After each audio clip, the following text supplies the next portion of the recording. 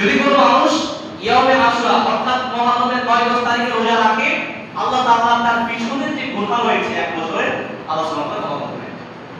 তাহলে আমরা সকলে কি করব? রোজা রাখবো, বলেন ইনশাআল্লাহ। চেষ্টা করব, বলেন ইনশাআল্লাহ বলেন। আরে বলেন না ইনশাআল্লাহ বলেন, মা বলেন ইনশাআল্লাহ বলেন না। ইনশাআল্লাহ রোজা রাখবো, চেষ্টা করব রোজা রাখা। যদি রোজা রাখি তাহলে আল্লাহ সুবহানাহু ওয়া তাআলা আমাদের গুনাহকে ক্ষমা করে দিবেন। এবং আমরা অনেকে বিভ্রান্তিকর কিছু শুনে থাকি এই মুহররমের 10 তারিখকে কেন্দ্র করে, 9 তারিখকে কেন্দ্র করে। আরো একটি কথা যেটা হচ্ছে, আল্লাহ নবী সাল্লাল্লাহু আলাইহি ওয়াসাল্লাম বলেছেন সবথেকে উত্তম হচ্ছে 9-10 তারিখে রোজা রাখা। যদি না হয় তাহলে 10-11, 9-10 অথবা 10-11। তবে উত্তম হচ্ছে 9 তারিখ এবং 10 তারিখে রোজা রাখা উত্তম বলেছেন, হাদিসে উত্তম এসেছে।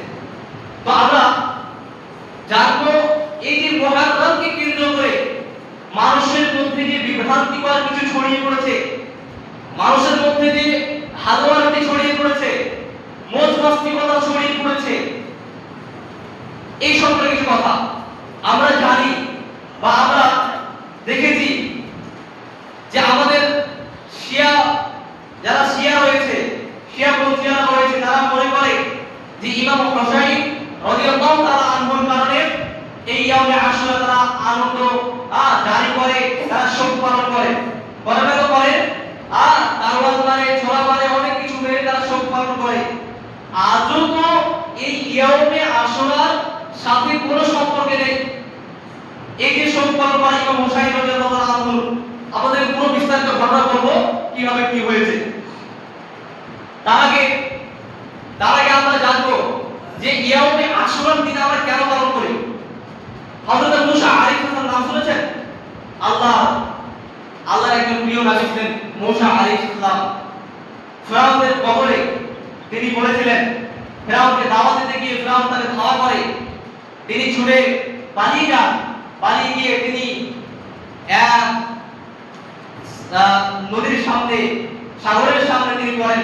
সামনে কি? সাগর, পিছনে মরুভূমি, পিছনে ফিরাউন। বাঁচানোর কোনো পথ নেই। আল্লাহ সুবহানাহু ওয়া তাআলা সেদিন মুসা আলাইহিস সালামকে বাঁচিয়ে দিয়েছিলেন। আল্লাহ সুবহানাহু ওয়া তাআলা বলেন, ইন্না কাইদাকা মিন আলি ফিরআউন, স্মরণ করো সেই সুন্নাতের কথা যখন আমি ফিরআউনের হাত থেকে তোমাদেরকে বাঁচিয়ে দিয়েছিলাম। ওয়া আলি ফিরআউনা ইয়াসুমুনাকুম সুআল আযাব, এবং ফিরআউন তোমাদেরকে শাস্তি দিয়েছিল, ফিরআউন তোমাদের উপর অত্যাচার করেছিল, তোমাদেরকে সেই সময় আমি ফিরআউনের হাত থেকে বাঁচিয়ে দিয়েছিলাম। ওই যে ফিরআউনের হাত থেকে মুসা আলাইহিস সালাম বেঁচে গেছিলেন বা আল্লাহ বাঁচিয়ে দিয়েছিল, এই আনন্দের কারণে আমরা কি রাখি? রোজা রাখি, আমরা সিয়াম পালন করি, ইয়াউমে আশুরা দিন পালন করি। আর এখানে কিছু শিয়াপন্থীরা তারা মনে করে যে ইমাম হুসাইন রাদিয়াল্লাহু তাআলা আনহুর কারণে তারা আজকে সেই দিনটা মনোনীত করেছেন, অথচ ইয়াউমে আশুরার সঙ্গে কোনো সম্পর্ক নেই। আপনাদেরকে যদি ঘটনাটা একটু বলি তাহলে আপনারা বুঝতে পারবেন যে